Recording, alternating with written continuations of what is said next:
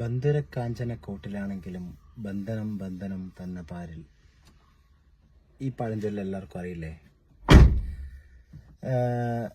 നമ്മുടെ വീടുകളിൽ ഫ്രിഡ്ജിൻ്റെ മുകളിലും അതുപോലെ നമ്മുടെ ഷോക്കേഴ്സിലും സ്റ്റാൻഡിൻ്റെ മുകളിലൊക്കെ ആയിട്ട് ചെറിയ ബൗളിൽ മീനിനെ നമ്മൾ വയ്ക്കാറുണ്ട്. അലങ്കാരത്തിനോ അല്ലെങ്കിൽ നമ്മുടെ ഒരു പെറ്റായിട്ടോ നമ്മളതിനെ വളർത്താറുണ്ട്. മിക്കവാറും എല്ലാ വീടുകളും കാണുന്നത് ഫൈറ്റർ ഫിഷ് ആണ്. ഫൈറ്റർ ഫിഷ് അപ്പോൾ ഇത് എയർ ബ്രീത്താണ്. മുകളിൽ വന്നിട്ട് ഓക്സിജൻ എടുത്തോളും. അതിന് ഓക്സിജൻ ഒന്നും നമ്മൾ എക്സ്ട്രാ ആഡ് ചെയ്യേണ്ട ആവശ്യമില്ല. അതുകൊണ്ട് തന്നെ കുട്ടികൾക്കും എല്ലാവർക്കും ഈ ഫിഷിനെ ഭയങ്കര ഇഷ്ടമാണ്. അപ്പോൾ ഈ ഫിഷിനെ വളർത്തുന്ന ആളുകൾ, ഇങ്ങനെ നോക്കുന്ന ആളുകൾ ശ്രദ്ധിക്കുക. അവർക്ക് കൃത്യമായ ഇടവേളകളിൽ വാട്ടർ എക്സ്ചേഞ്ചിങ് ചെയ്യാൻ വേണ്ടിയിട്ട് ശ്രദ്ധിക്കുക.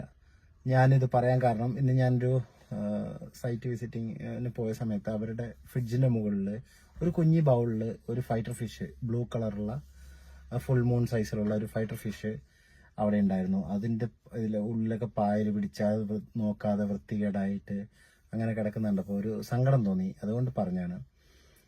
ഇങ്ങനെയുള്ള ബൗളുകൾ വളർത്തുമ്പോൾ ഇവരുടെ വിസർജ്യം, ഫുഡിന്റെ വേസ്റ്റ് എല്ലാം കൂടി അമോണിയ ഫോർമേഷൻ ചെയ്യും. അപ്പോൾ ഈ മീനുകളുടെ കളർ കോഡിനെയും ഇവരുടെ ഹെൽത്തിനെ തന്നെ ദോഷകരമായിട്ട് ബാധിക്കും. അപ്പം അങ്ങനെ ഇല്ലാതിരിക്കാൻ വേണ്ടി കൃത്യമായ ഇടവേളകളിൽ ഒരു 5 ദിവസം കൂടുമ്പോഴെങ്കിലും ഒരു 40% വെള്ളമെങ്കിലും മാറ്റാൻ വേണ്ടിയിട്ട് ആ ബോളിൽ ഇത്രയല്ലേ വെള്ളം, ഒരു കപ്പ് വെള്ളമേ കൊള്ളുള്ളൂ.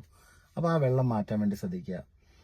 ഇനി ഒരു 5-6 ദിവസമായാലും കുഴപ്പമില്ല. ഒരു പ്ലാന്റ് അതിനകത്ത് നിങ്ങൾ വെക്കുകയാണെങ്കിൽ, ഇപ്പോൾ പല ആളുകളും എന്ത് ചെയ്യുന്നുണ്ട്, സ്വീറ്റ് പൊട്ടറ്റോയുടെ ഇത് ഇറക്കി വെച്ചിട്ട് അതിൽ വേര് പിടിക്കുന്നതൊക്കെ കണ്ടിട്ടുണ്ട്. അങ്ങനെ ചെയ്യുക. അല്ലെങ്കിൽ നമ്മുടെ മണി പ്ലാന്റ് ഒരെണ്ണം അതിനകത്ത് 1-2 എണ്ണം വെച്ച് കൊടുക്കുക.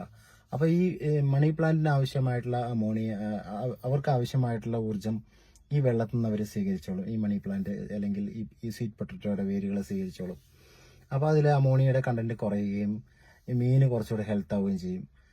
ഫുഡ് നമ്മൾ ഡെയിലി കൊടുക്കാൻ ശ്രദ്ധിക്കുക.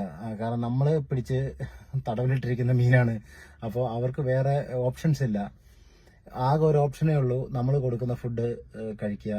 നമ്മൾ മാറ്റുന്ന വെള്ളത്തിൽ നിന്ന് അവർക്ക് എന്ത് ചെയ്യുക, അവർക്ക് ജീവിക്കാനുള്ള ആവാസ വ്യവസ്ഥ ഉണ്ടാക്കുക. ഇതാണ് അവർ അവിടെ ചെയ്യുന്നത്. അപ്പം ഒരിക്കലും എന്ത് ചെയ്യരുത്, നമ്മൾ ഇതിനെ പിടിച്ച് തടവിലിട്ടിട്ട് ഫുഡ് കൊടുക്കാതെയും അല്ലെങ്കിൽ വെള്ളം കറക്റ്റായിട്ട് മാറ്റാതെയും ഇരിക്കരുത്. അങ്ങനെ മാറ്റാൻ ബുദ്ധിമുട്ടുണ്ട് അല്ലെങ്കിൽ ഇങ്ങനെ എന്ത് ചെയ്യുക, അത് കൃത്യമായി പരിപാലിക്കാൻ പറ്റാത്ത ആളുകൾ ഇത് ചെയ്യരുത്. Thank you.